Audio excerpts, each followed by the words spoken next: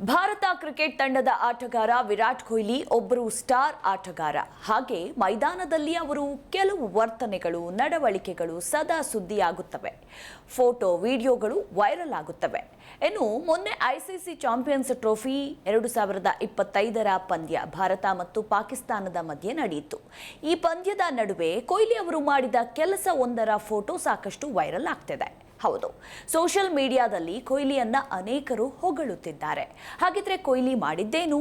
ಪಂದ್ಯದ ವೇಳೆ ಪಾಕಿಸ್ತಾನದ ಬ್ಯಾಟರ್ ನಸೀಂ ಶಾ ಅವರು ನಾನ್ ಸ್ಟ್ರೈಕರ್ ಬದಿಯಲ್ಲಿ ನಿಂತಿದ್ರು.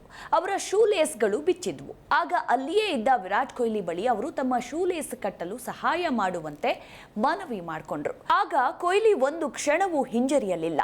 ನಾನು ಕಟ್ಟೋದಿಲ್ಲ ಎಂದು ಕೂಡ ಹೇಳಿಲ್ಲ. ಕೂಡಲೇ ತಾವು ಕುಳಿತು ನಸೀಂ ಅವರ ಶೂ ಲೇಸ್ ಕಟ್ಟಿದ್ದಾರೆ.